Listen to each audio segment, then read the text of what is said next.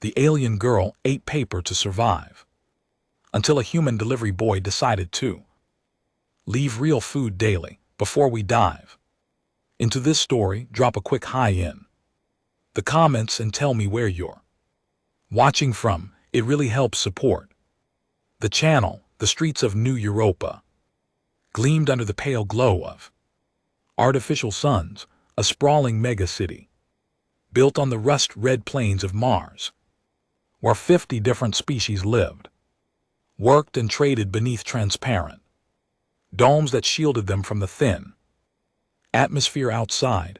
Among the delivery drones and hovering cargo platforms, 22-year-old Nathan Brooks navigated his beat-up ground transport through the lower commercial district, a human doing grunt work that most species considered beneath them. Nathan had been delivering packages for Apex Logistics for 3 years now, ever since he arrived on Mars with nothing but a duffel bag and a need to disappear from Earth's overcrowded cities. The job was simple, the pay was terrible, and nobody bothered him, which was exactly what he wanted. His route took him through the semi-air parts of the colony where the gleaming facades gave way to corrugated metal walls and flickering neon signs advertising services in a dozen different languages and twice as many scripts. It was on a Tuesday during his usual afternoon run that Nathan first noticed something odd. In the alley behind the Century Textile warehouse, he had stopped to reorganize his cargo bay, annoyed that the automated sorting system had once again jumbled his packages into complete chaos, when he heard a faint rustling sound coming from behind a row of recycling bins. Mars rats, he thought at first, though the colony supposedly had them under control, but the sound was too deliberate, too careful. Nathan stepped closer, his boots crunching on the gravel that the maintenance crews spread to absorb moisture. The bins were industrial-sized containers, taller than he was, painted a faded green that had long since surrendered to rust and graffiti. Between two of them, partially hidden by shadows, something moved. "Hello," Nathan called out immediately, feeling stupid for talking to what was probably just an animal or a malfunctioning cleaning drone. The movement stopped for a long moment. There was only silence and the distant hum of the dome's atmospheric processors. Then slowly a figure emerged from behind the bins. Nathan's breath caught in his throat. It was a girl, humanoid in shape, but clearly not human. Her skin had a faint lavender tint, and her eyes were larger than a human's, colored a deep violet that seemed to catch and hold the dim light. She was thin, painfully so, with angular features that might have been beautiful if not for the hollow desperation in her expression. She looked to be in her mid-teens by human standards, though Nathan knew better than to assume age worked the same way across species. She stared at him with those huge eyes, and Nathan could see her entire body tensing, ready to bolt. In her hands she clutched something that made his stomach turn. It was a piece of cardboard torn from one of the recycling bins, and she had been eating it. The evidence was there in the pulp stuck to her fingers, the way her jaw worked to swallow the fibrous mass. "Hey, it's okay," Nathan said, raising his hand slowly. "I'm not going to hurt you." The girl took a step backward, pressing herself against the wall. Her clothes were little more than rags, a tattered gray tunic that hung loosely on her skeletal frame.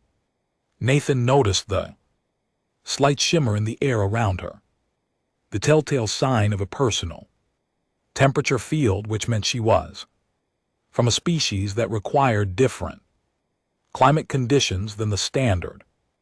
Mars colony maintained. Do you speak standard? Nathan asked, referring to the common trade language that most species used for interstellar commerce. The girl's eyes darted to the alley's entrance, then back to Nathan. She nodded barely, but enough to be visible.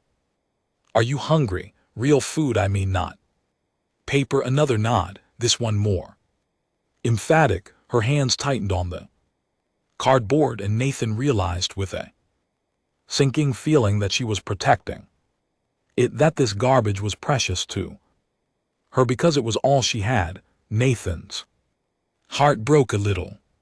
He had seen poverty before, had lived it himself back on Earth, but there was something particularly cruel about seeing someone reduced to eating trash just to survive. He glanced back at his transport, thinking about the protein bars he kept in the cab for long shifts. They were not much, but they were real food. Wait. Here, he said, holding up a hand. What he hoped was a universal gesture for stay put. I'll be right back. He jogged to his transport, pulled open the driver's side door, and grabbed the small cooler he kept under the seat. Inside were 3 protein bars, an apple he had been saving for later, and a bottle of water. He grabbed everything and hurried back to the alley, half expecting the girl to have vanished.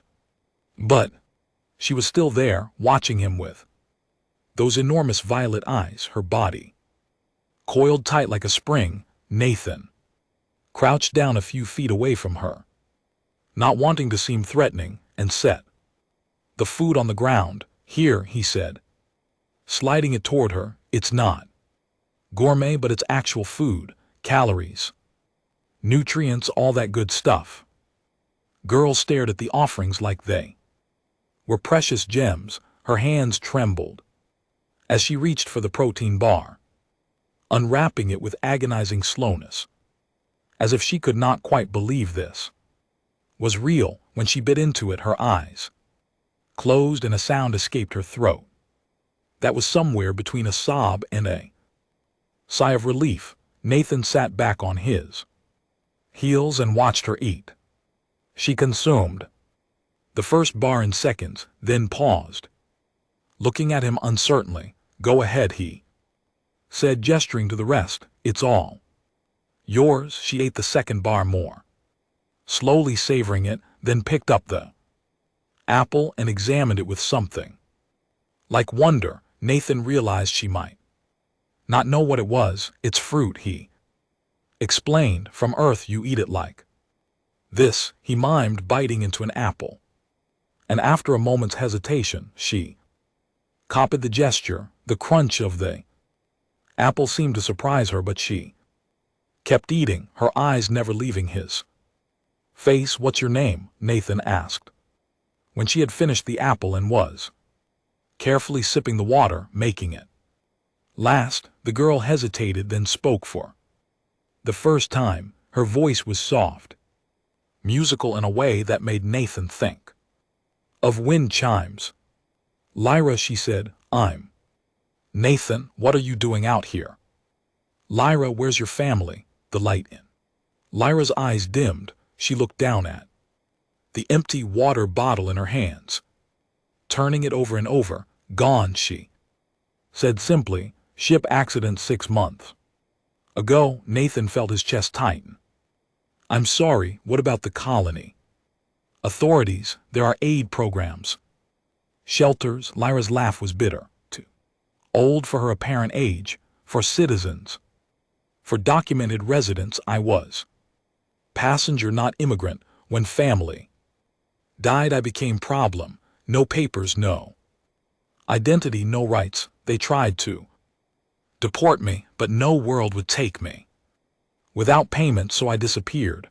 The casual cruelty of bureaucracy. Nathan thought he had dealt with his own share of red tape, but at least as a human citizen he had options. This girl had nothing. She had fallen through the Cracks of a system that was supposed to protect people but mostly just protected itself. How have you been?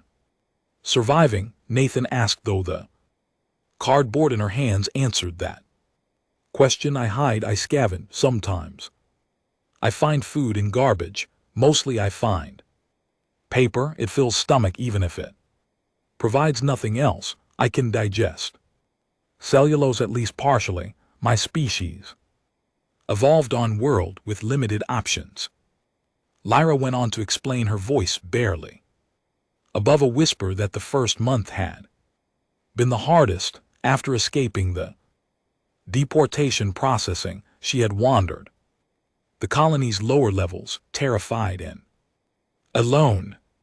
She learned to move through the maintenance tunnels, the forgotten spaces between buildings where the colony's infrastructure ran like veins through a body. She learned which alleys the sanitation crews never checked, which bins might contain something edible before the recyclers claimed them. She learned to recognize the sound of different species' footsteps, to know when to hide and when it was safe to emerge. Humans walked with a heavy, purposeful stride. Century clicked as they moved, their chitinous legs tapping against metal and stone.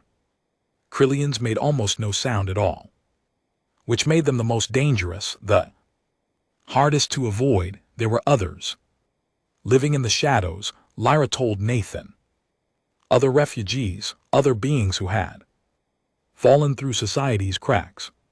An elderly Drake and male who had lost his pension when his home world's economy collapsed. A pair of Tifian siblings whose parents had abandoned them at a spaceport. A human woman older than Nathan who never spoke but sometimes left food where others might find it.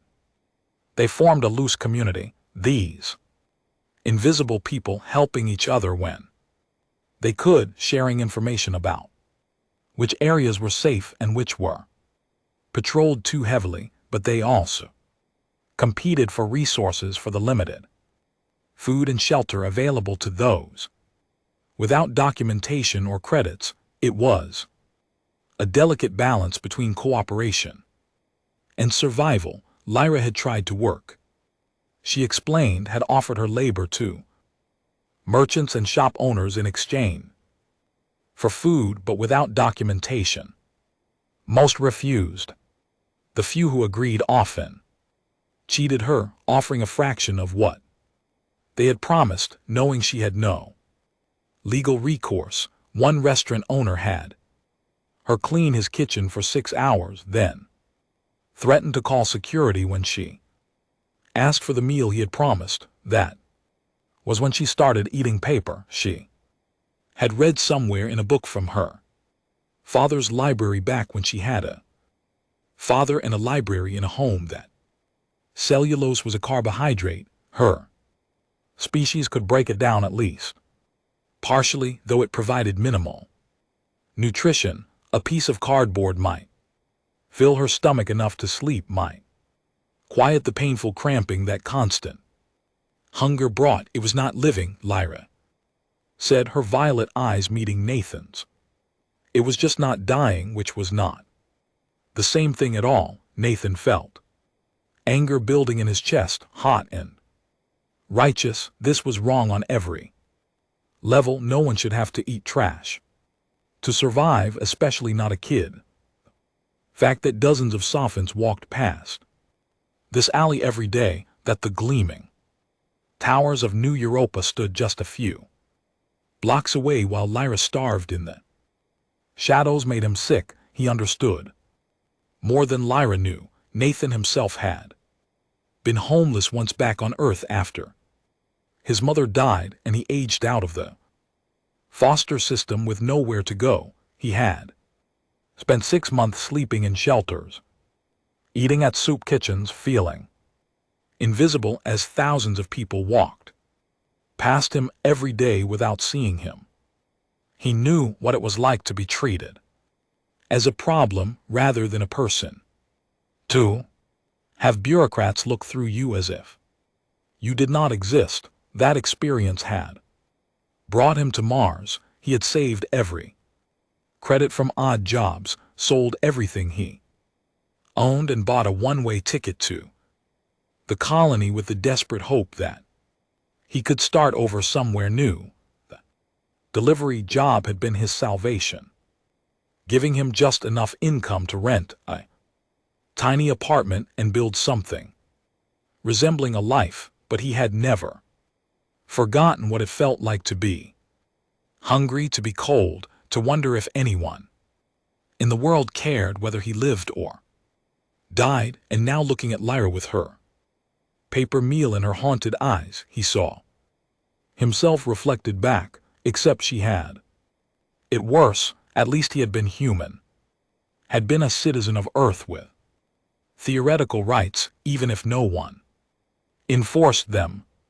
Lyra had nothing, not even that. The memory of those dark months fueled Nathan's determination. He had been saved by small acts of kindness, by the shelter worker who bent the rules to let him stay an extra week, by the restaurant owner who let him wash dishes for meals, by the stranger who gave him a winter coat without asking questions. Those small mercies had kept him alive long enough to find his footing, to become someone who could stand on his own. Now it was his turn to be that person for someone else, not because it made him feel good or because he expected anything in return, but because he knew bone deep that this was what people did. When you see someone drowning, you throw them a rope. It was that simple and that complicated.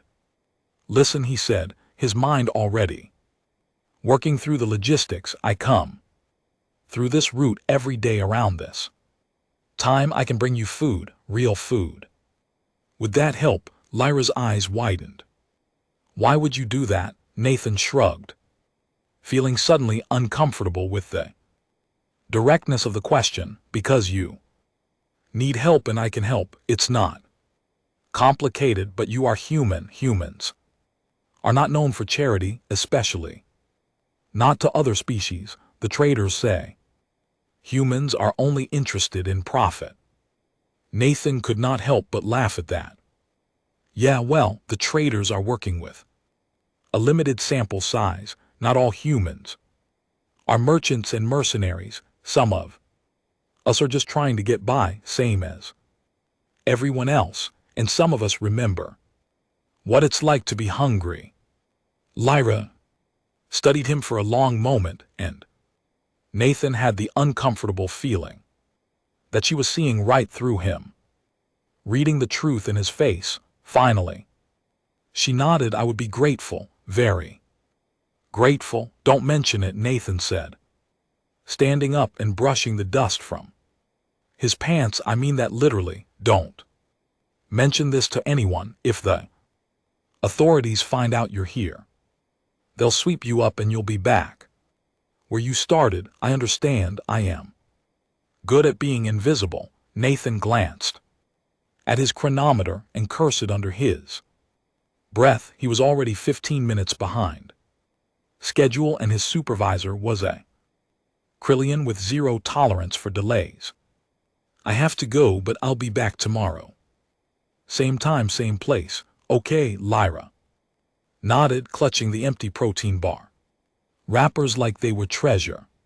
Thank you, Nathan Brooks. I will not forget this kindness. As Nathan drove away, he caught sight of Lyra in his rear view monitor, watching him from the shadows of the alley. He felt something shift inside him, a sense of purpose he had not experienced in years. He had come to Mars to disappear, to be nobody and do nothing of consequence, but maybe, just maybe, he could do something that mattered, even if it was just feeding one hungry kid. It was more than he had been doing before. The next day, Nathan stopped at a food market before his shift started. He bought a selection of items that would keep without refrigeration, dried fruits, nuts, more.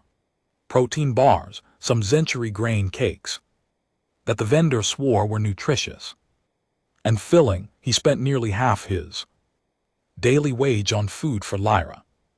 Money he probably should have saved for his own rent, but he found he did not care. When he arrived at the alley, Lyra was already there, emerging from her hiding spot with the weariness of a stray cat approaching food. But when she saw the bag Nathan carried, her face lit up with an expression of pure joy that made every credit he had spent feel worthwhile. "You came back," she said, and there was wonder in her voice, as if the concept of someone keeping their word was foreign to her. "Told you I would," Nathan said, handing her the bag. "I got you a variety of stuff. Wasn't sure what your species could eat, so I played it safe with basics." Lyra opened the bag and peered inside, her eyes going wide. "This is too much. This must have cost many credits." "Don't worry about it, just eat okay.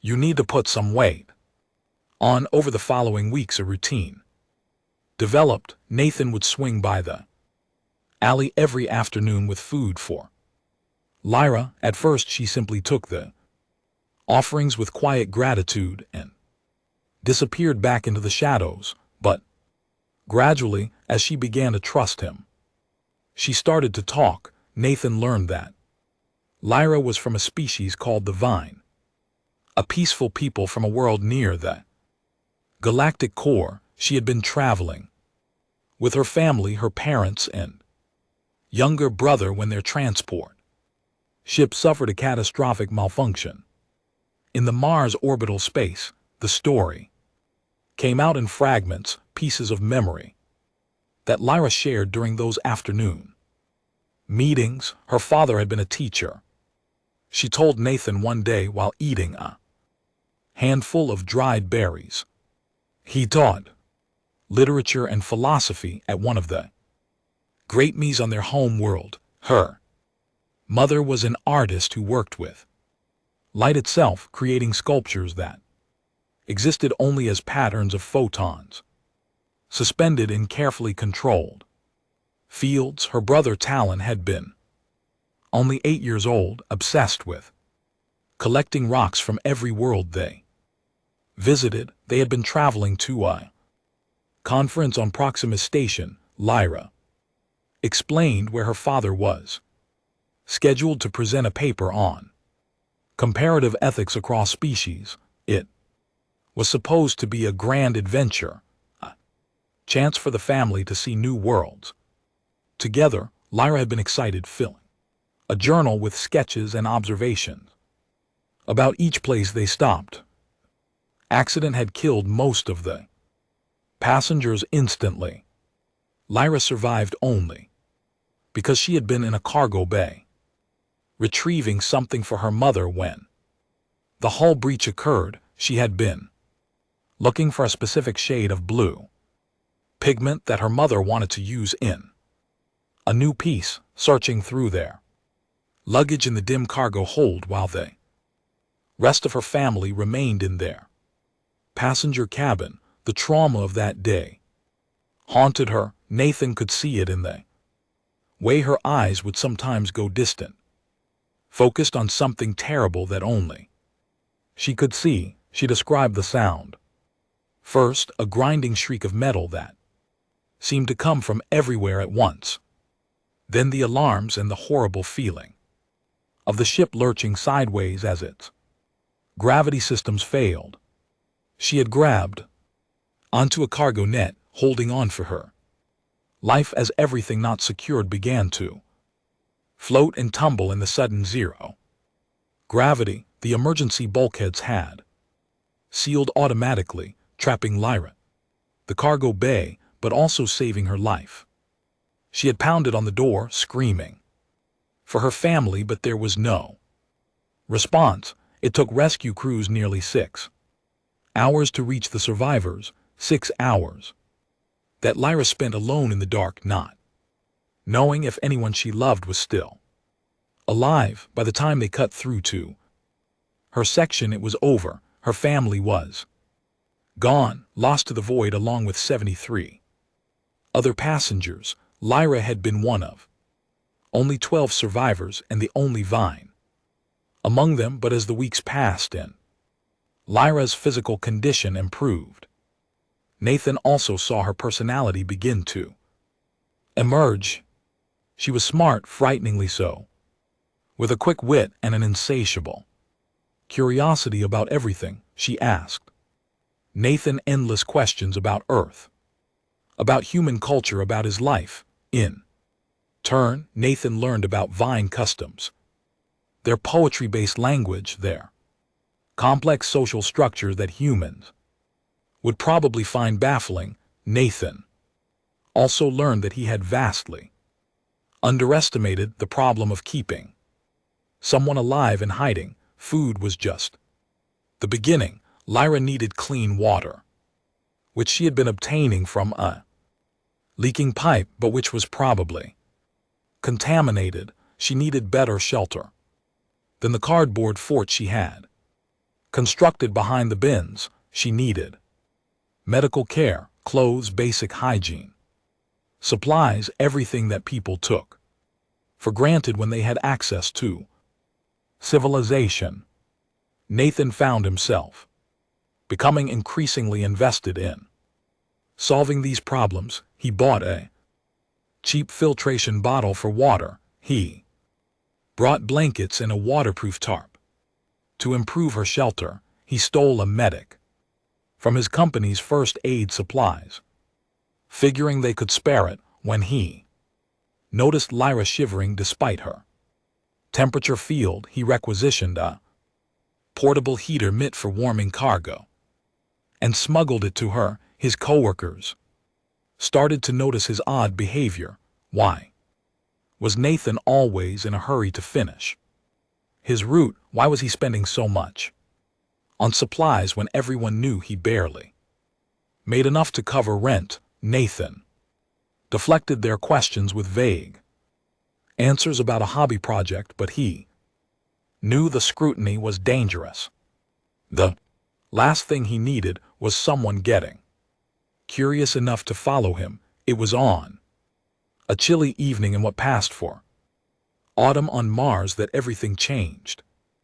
Nathan arrived at the alley to find Lyra in distress, her normally lavender skin flushed dark purple, her breathing rapid and shallow. She was curled up in her shelter, shaking despite the heater running at full power. Lyra, Nathan dropped to his knees beside her, his heart hammering. What's wrong? What happened? Sick, she managed, her voice weak. Yesterday, ate something from bins, should not have, was so hungry.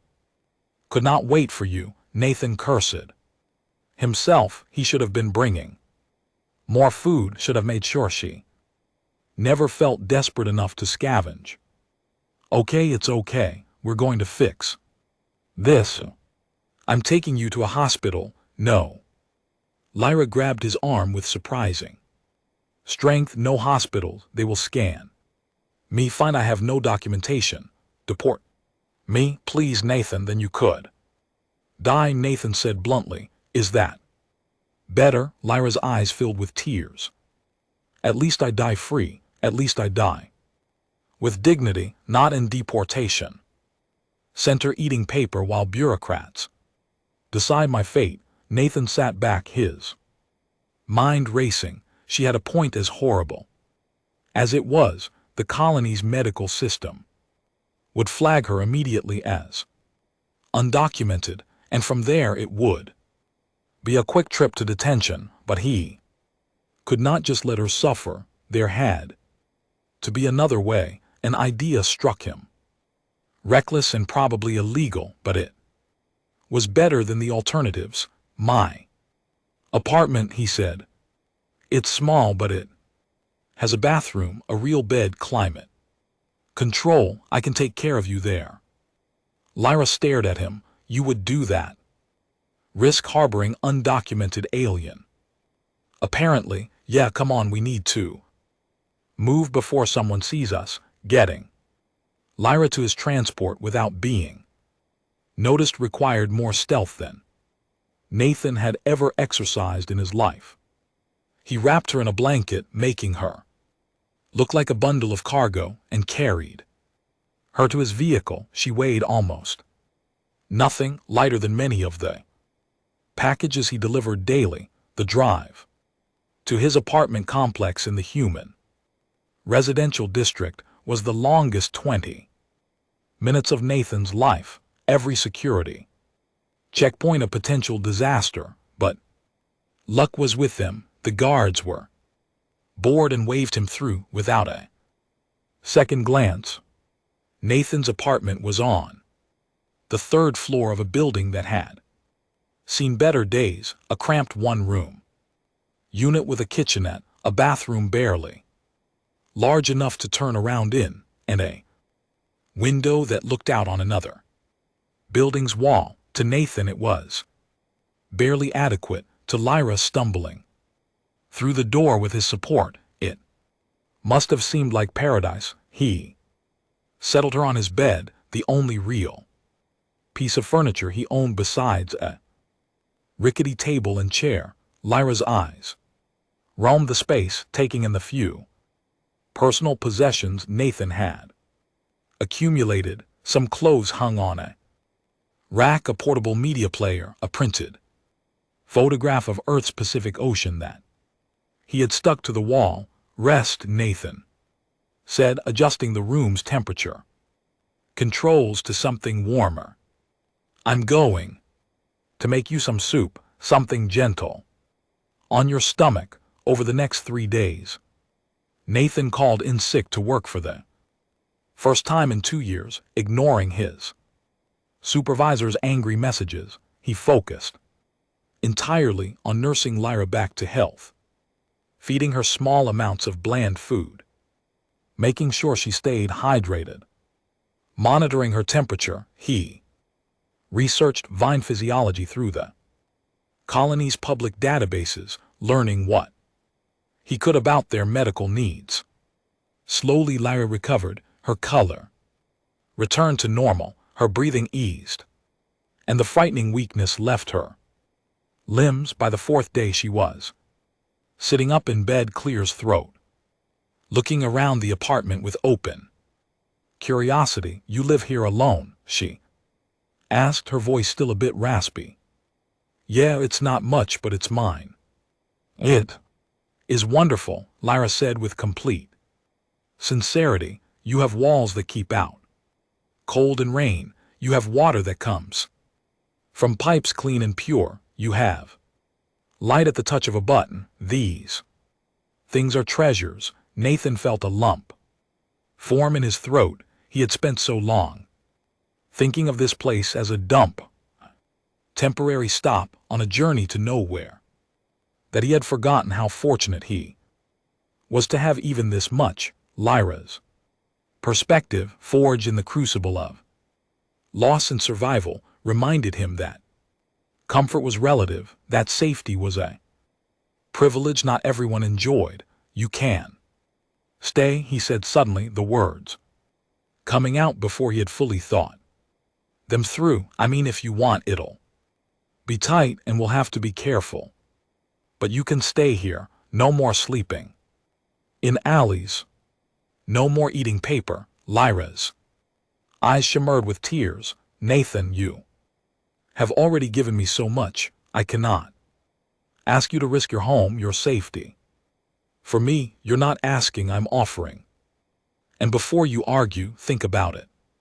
Practically, you'll be safer here, healthier, and I could use the company.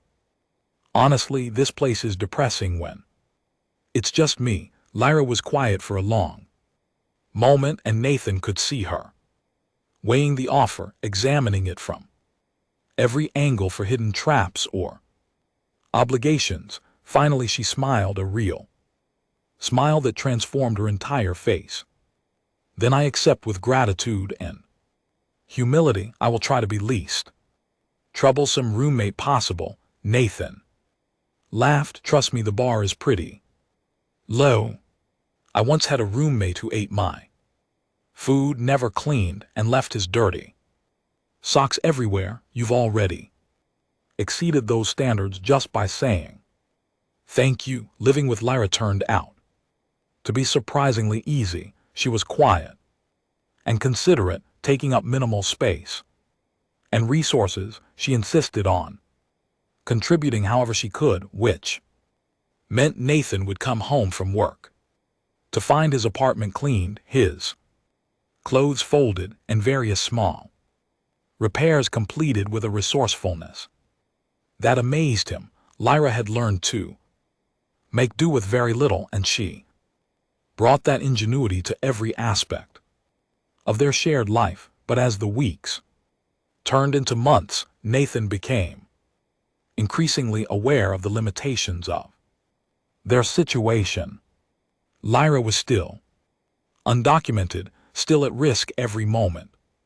She remained on Mars. She could not leave the apartment during the day when neighbors might see her. She had no legal recourse if something went wrong, no access to proper medical care or education or any of the things beings her age should have. Nathan found himself growing angry at the system, at the casual cruelty of laws that prioritized paperwork over people. He started researching, digging through legal databases and immigration records, looking for some loophole that might help Lyra. The more he learned, the more frustrated he became. The Mars colony's immigration policies were a labyrinth of regulations designed more to exclude than to include.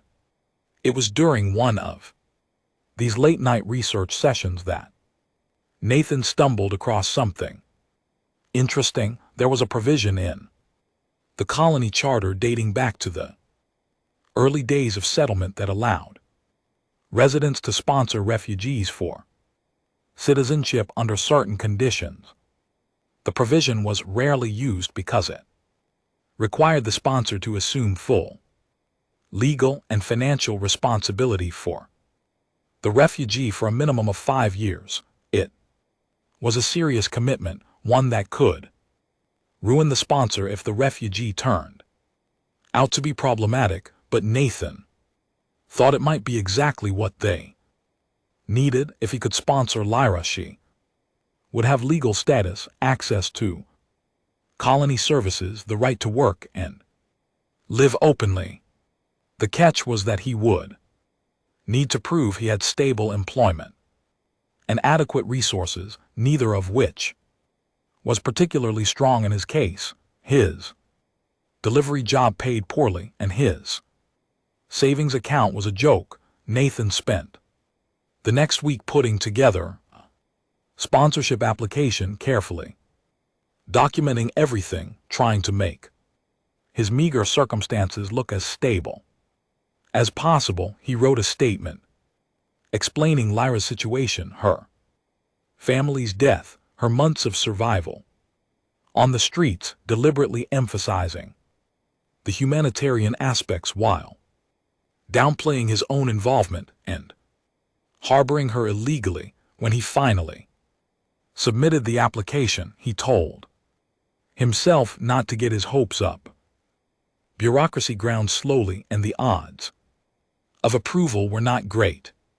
But at least he was trying, doing something more than just maintaining the status quo. 2 months later, Nathan received a message from the colony's immigration and refugee services. His application had been reviewed and flagged for an in-person interview. Nathan's heart sank when he read that in-person interviews usually meant they had questions, and questions meant scrutiny, and scrutiny was dangerous. He told Lyra about the interview that evening, and she immediately went pale. "This is bad," she said. "They will ask how you know me, how long I have been here. If they discover I have been living here undocumented, you will be punished, fines, maybe jail time. I cannot let you risk that for me."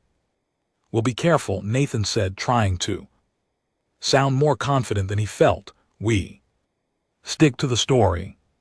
You've only been here a few weeks. I found you recently and immediately applied for sponsorship. They can't prove otherwise.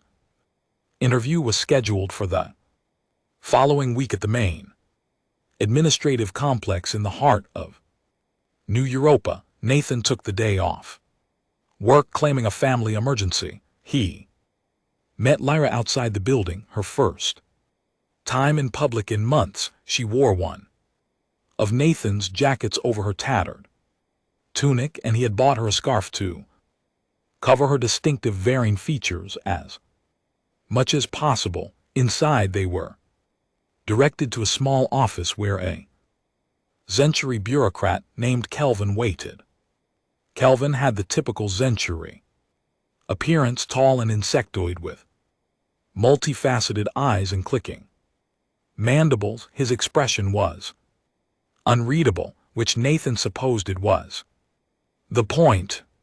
Bureaucrats probably took classes in maintaining neutral faces. Nathan Brooks, Kelvin said, his voice filtered through a translation device that gave it an odd metallic quality. And this must be Lyra. Please sit. They sat in the uncomfortable chairs across from Kelvin's desk. The office was sterile and impersonal, decorated only with a few official seals and a dying plant that someone had optimistically placed by the window. I have reviewed your sponsorship application, Kelvin continued, tapping at a data pad with one of his forearms. It raises several questions. First, how did you come to know Lyra? Nathan had rehearsed this. I found her 3 weeks ago in an alley on my delivery route. She was in bad shape, starving. I gave her food and learned about her situation. Once I realized she had no documentation, I immediately began researching how to help her legally, which led me to the refugee sponsorship program. Kelvin's mandibles clicked in what might have been skepticism. And in these 3 weeks, you felt confident enough in this relationship to commit to a 5-year sponsorship. I felt confident that letting a kid starve to death was wrong, Nathan said, allowing some of his genuine anger to show. The time frame is irrelevant. She needed help. I could provide it. That's all that matters. Altruism, Kelvin said, making it sound like a disease. How refreshing and yet unusual, especially from a human. No offense intended. Some taken, Nathan said flatly. Humans are capable of compassion, believe it or not. Kelvin turned his attention to Lyra, who had been sitting quietly, her hands folded in her lap. And you, Lyra, you have been on Mars for approximately 6 months since the transport accident, correct? Lyra nodded. Yes, sir. Where have you been living during this time? Nathan's heart hammered. This was the critical moment. If Lyra admitted to living on the streets for months, they would want to know why Nathan had only just now applied for sponsorship. I was in detention facilities, Lyra said, the line smooth and practiced. After the accident, I was placed in temporary housing while authorities tried to contact my home world, but my home world would not accept me without family and payment for passage. I was about to be deported to a processing station when I escaped. That was 3 weeks ago.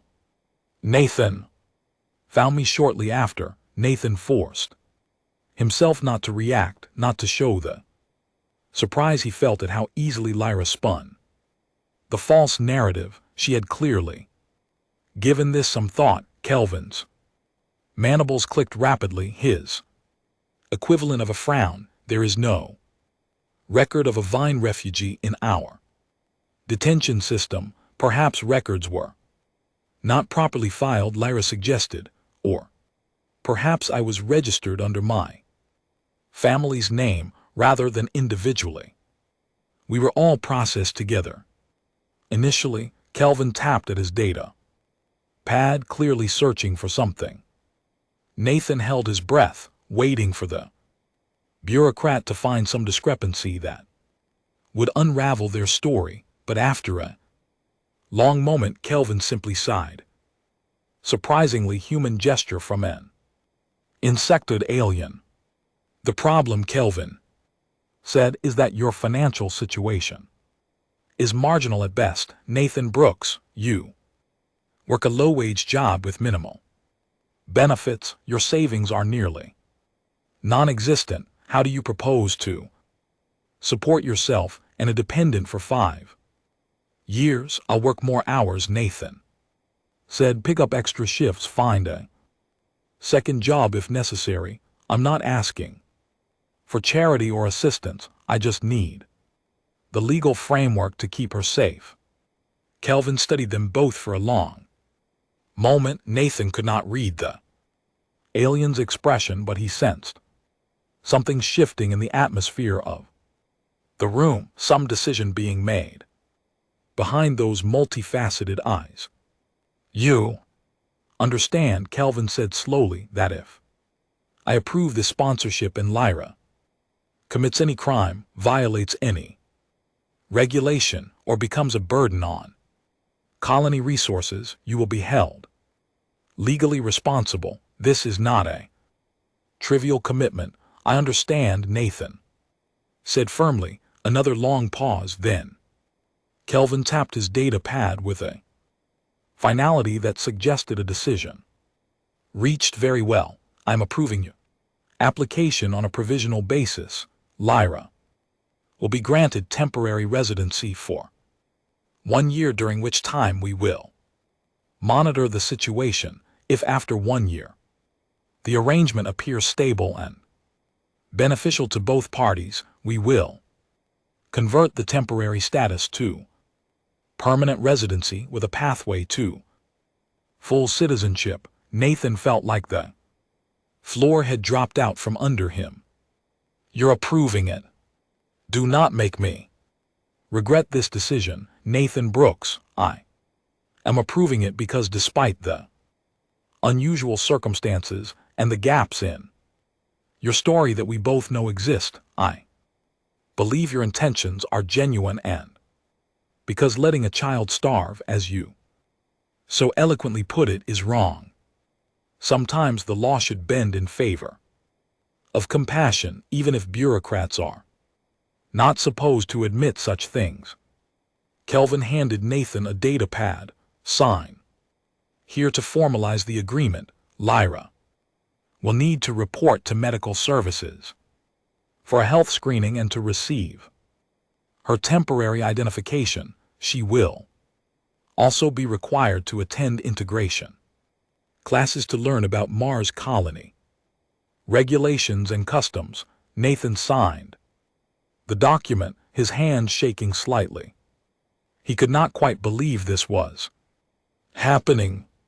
He had prepared himself for rejection, for complications, for anything except approval. As they left the administrative building, Lyra was silent, her eyes wide and glassy with unshed tears. It was not until they were several blocks away, safely anonymous in the crowds of the commercial district, that she finally spoke.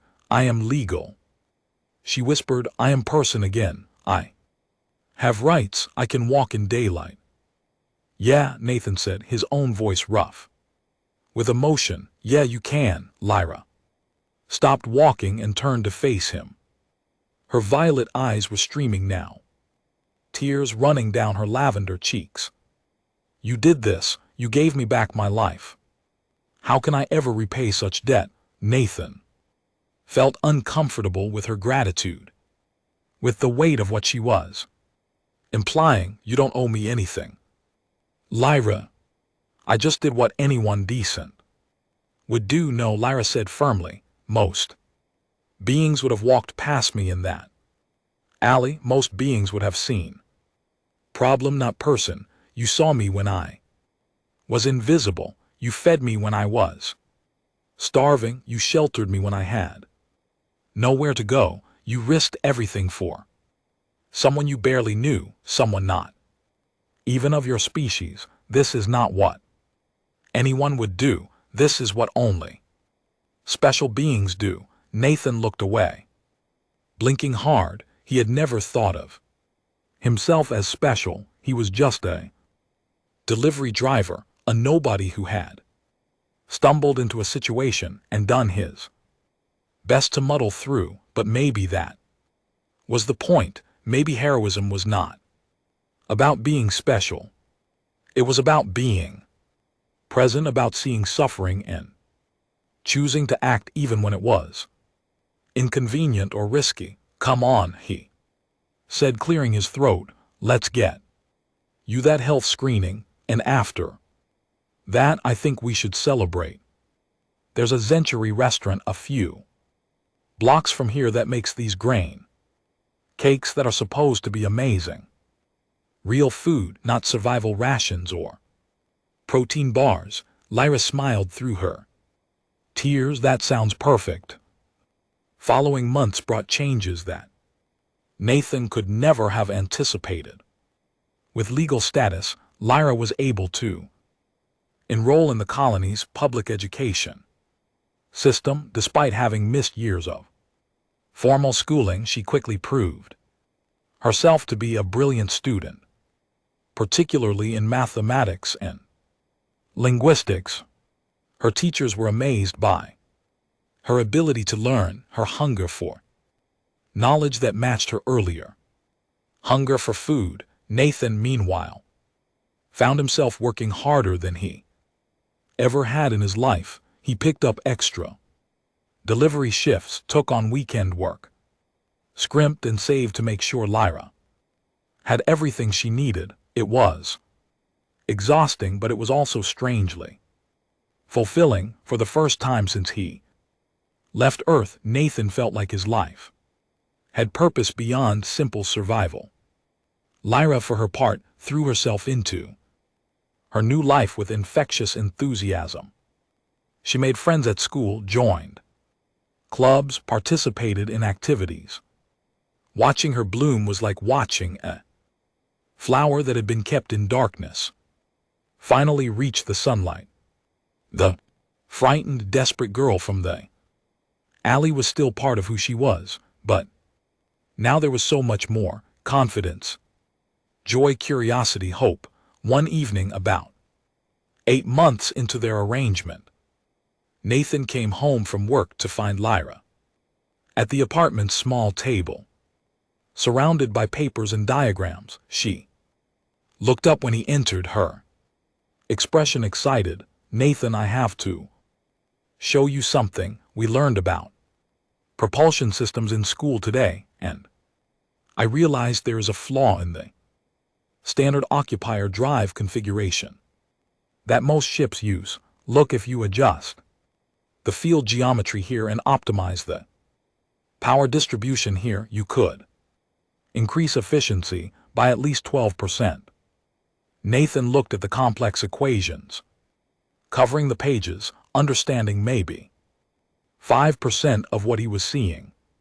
That's great, Lyra, but I have no idea what any of this means. Lyra laughed. Sorry, I get excited, but Nathan, this could be important. If I am right, this could save shipping companies millions of credits in fuel costs. I want to submit it to the Mars Engineering Journal. See if they will publish it. You should, Nathan said, dropping onto his bed with a groan of exhaustion. If anyone can revolutionize space travel, it's you. Lyra's enthusiasm dimmed a bit as she noticed his exhaustion. You are working too hard. You come home tired every day. This is not sustainable. I'm fine, Nathan lied. Just a long shift. You are not fine. You are sacrificing your health, your happiness for me. I wish I could contribute more. I wish I could help with expenses. You're a kid, Nathan said. Your job is to go to school and learn things. My job is to make sure you can do that. I will not be a kid forever, Lyra said quietly. Someday I will repay everything you have given me. I promise. Nathan wanted to tell her that repayment was not necessary, that he had not done this to create a debt. But he could see the determination, her eyes, the fierce pride that demanded she be allowed to contribute somehow.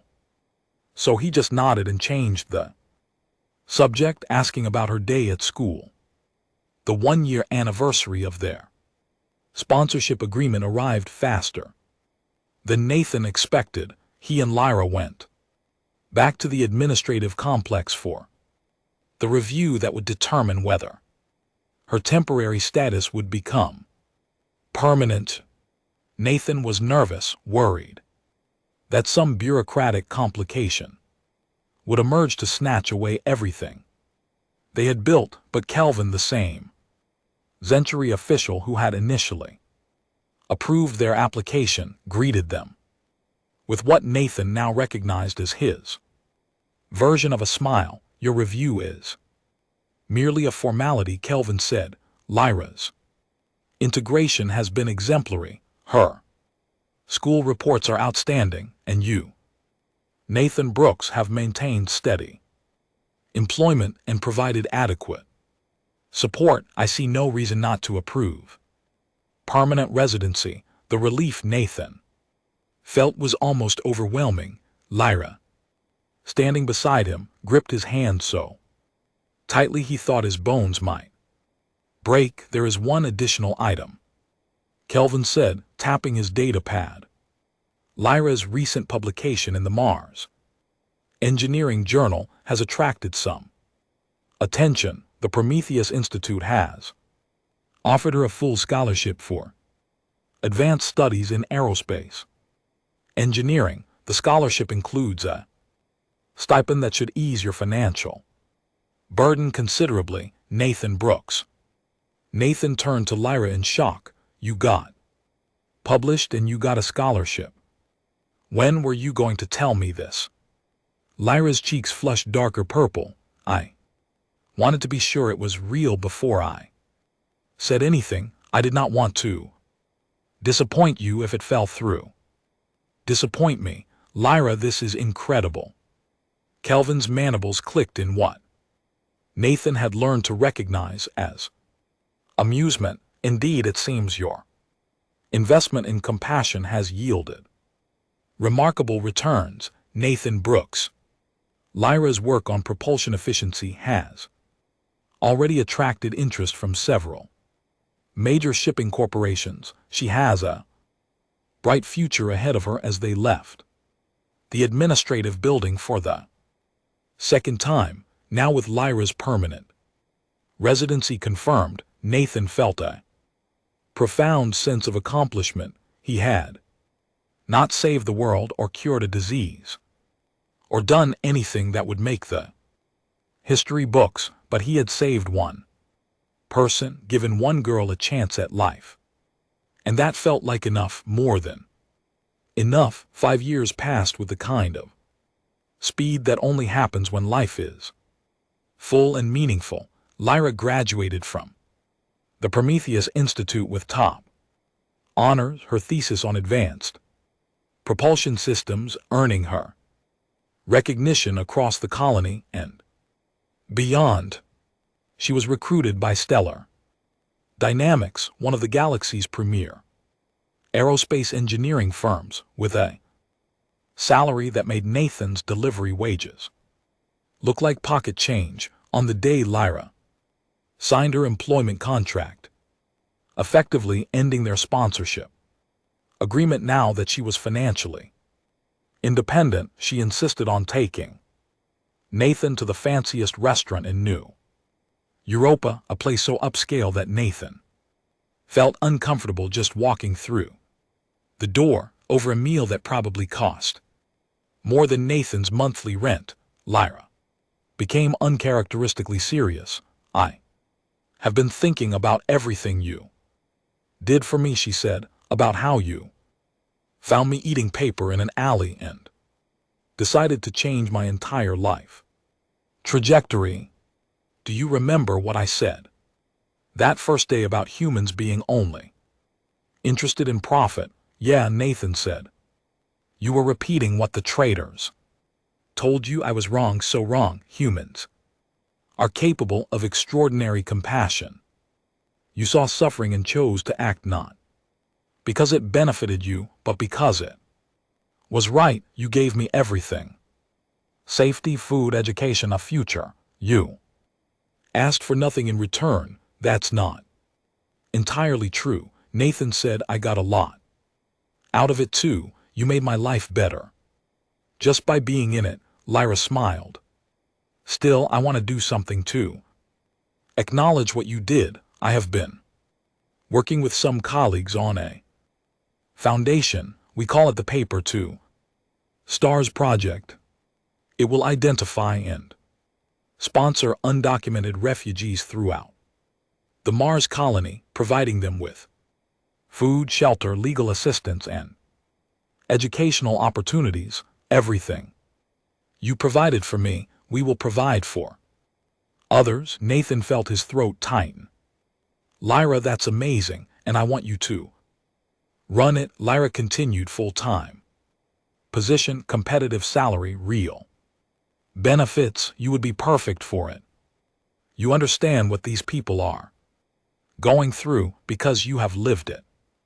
Help someone through it. What do you say? Nathan thought about his delivery job, the endless routes through the colony's commercial districts, the monotony that had defined his life for so long.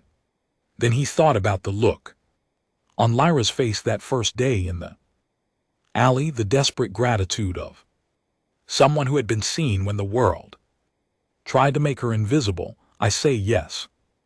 Nathan said, absolutely yes. The Paper to Stars project launched 3 months later in a modest office in the lower commercial district not far from the alley where Nathan had first found Lyra. The location was deliberate, a reminder of where they had started. In its first year, the foundation helped 32 refugees gain legal status and access to education. In its second year, that number tripled. By its 5th year, the project had expanded to other colonies throughout the Mars system, a model for refugee assistance that other organizations tried to replicate. Nathan found his calling in the work, using everything he had learned from helping Lyra to help others. Every refugee he assisted, every life he changed felt like an extension of that first act of kindness in the alley, and every time he felt tired or overwhelmed, he would remember Lyra's words from that first day. You saw me when I was invisible. 10 years after their first meeting, Lyra's propulsion innovations had revolutionized interstellar travel, cutting journey times by 30% across the galaxy. She had become famous, a vine name known in every colony and on every world. Awards and honors followed her wherever she went, but she never forgot where she came from or who had given her the chance to become who she was.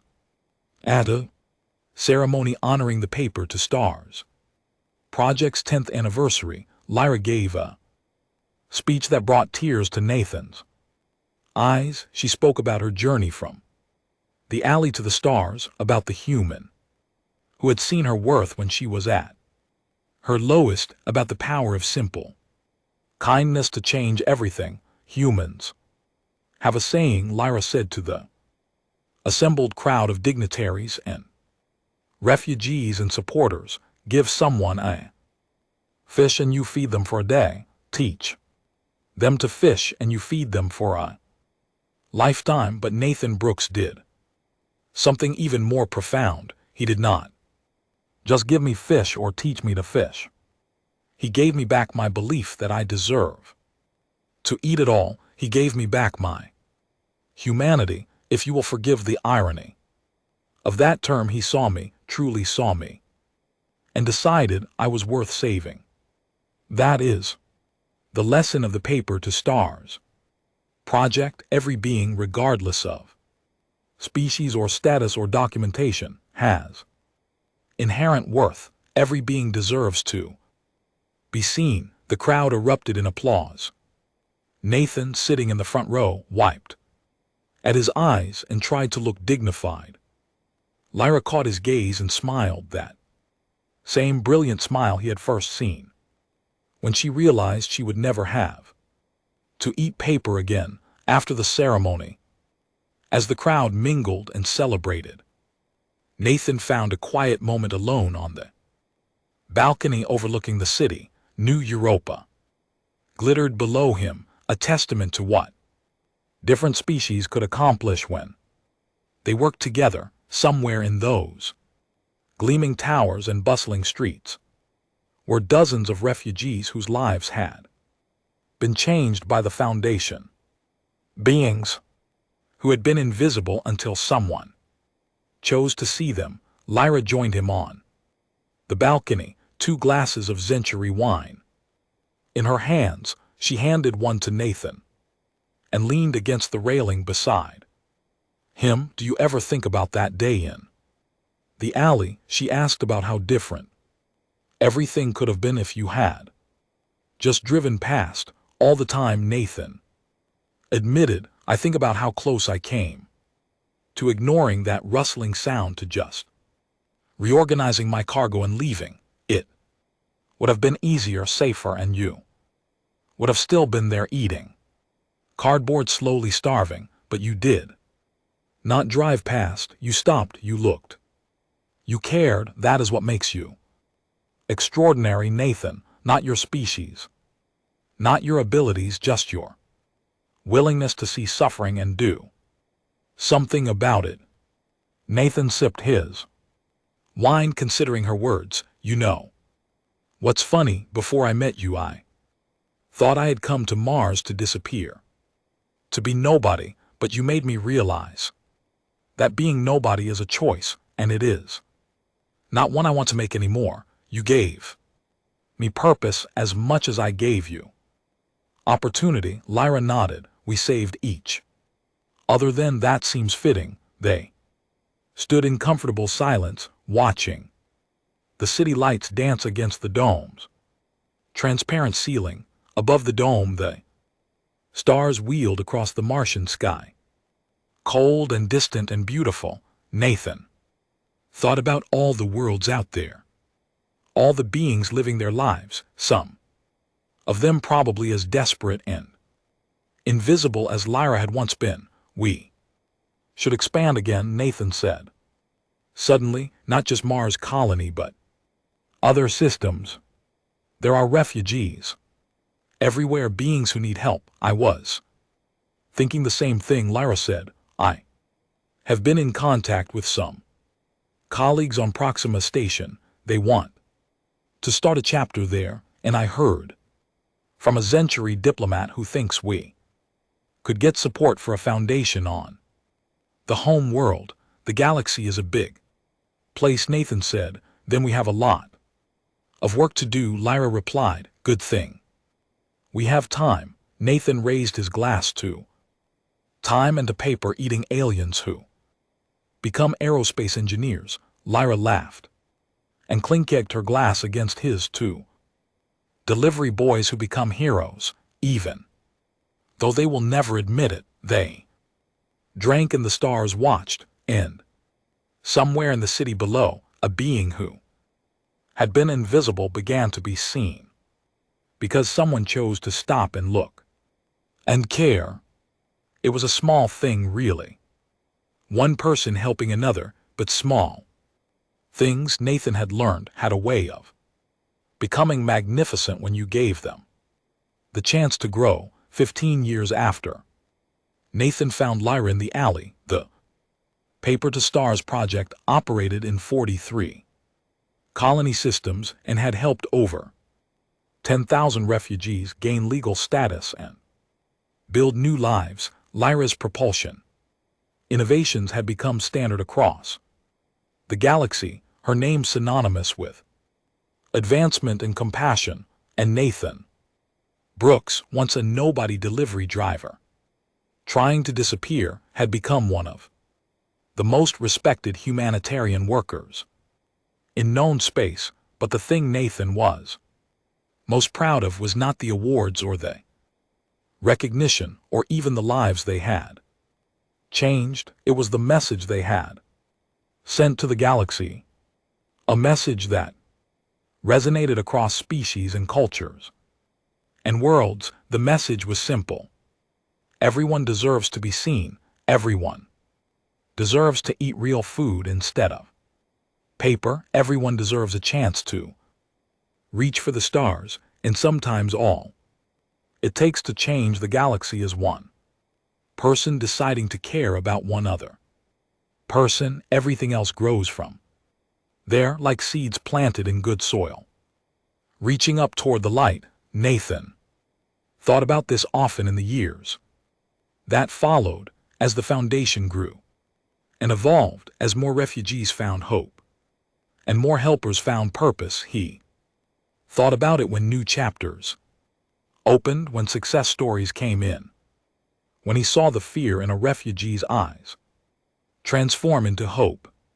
He thought about it most of all when he visited Mars and found himself driving past that alley behind the Century textile warehouse. The bins were still there, though the graffiti had changed. The ground was still covered in gravel, but the shadows held no desperate starving girl eating cardboard to survive. Those shadows were empty now, and that emptiness was beautiful. Nathan would stand there, sometimes remembering, and he would think, this is where it started. This is where one human delivery boy decided to leave real food for an alien girl who needed help. This is where everything changed, and the galaxy was better for it. The end came not with fanfare, but with quiet satisfaction, the kind that comes from knowing you have lived a life that mattered. Nathan Brooks was 73 years old when he finally retired from the Paper to Stars project, handing over leadership to a capable team that had learned from his example. Lyra, by then a matriarch of her species and one of the most influential engineers in galactic history, attended his retirement ceremony. You know, Lyra said during her speech, her violet eyes still bright despite the years. Humans have this curious trait that other species often misunderstand. They call it stubbornness, but I have learned it is something more profound. It is the refusal to accept that things have to be the way they are. Nathan Brooks saw me eating paper and said, no, this is not acceptable. This will not stand. And then he did something about it. That is humanity at its best. That is humanity saying, we can be better. We will be better, and we will pull you up with us as we climb. The audience, a mix of species from across the galaxy, erupted in applause. Nathan, sitting in a chair that had been specially adjusted for his aging human frame, felt tears on his cheeks and did not bother to wipe them away. Later, in a quiet moment after the ceremony, Lyra took Nathan's hands and hers. Her lavender skin had deepened with age, fine lines now visible around her eyes and mouth, marks of a life well lived. Thank you, she said simply, for everything, for seeing me, for saving me, for showing me that the galaxy is full of people who care, even when it feels like darkness everywhere. Thank you, Nathan replied, for letting me help, for giving my life meaning when I thought I had none, for proving that one small act of kindness can echo across the stars. They embraced human and vine, two beings who had found each other in the shadows and built something bright together around them, the foundation they had created. Continued its work, seeing the invisible, feeding the hungry, helping the helpless, and somewhere on some distant world, in some forgotten alley, another person made the choice to stop and look and care, because that is what people do when they remember their own humanity. That is what people do when they decide that everyone deserves real food instead of paper. Everyone deserves to be seen, and everyone deserves a chance to reach for the stars. The story of Nathan Brooks and Lyra became legend, told and retold across the galaxy, adapted into films and books and songs. But the truth of it was simpler and more profound than any legend could capture.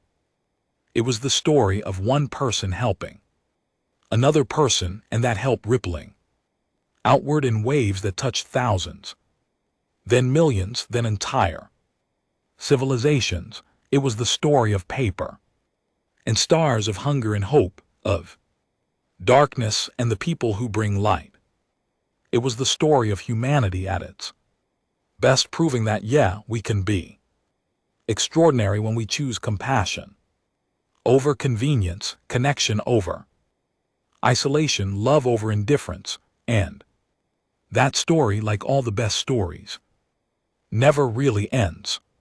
It just keeps growing, keeps spreading, keeps inspiring new people to stop when they hear rustling in the alley, to look when others would walk past, to care when caring would be easier to avoid, because everyone deserves to be seen, everyone deserves real food, and everyone, absolutely everyone, deserves their chance to reach for the stars. And that was the end of the story. If you listened all the way to here, don't forget to leave feedback about what you thought of the story in the comments, whether positive or negative. Your feedback helps us improve.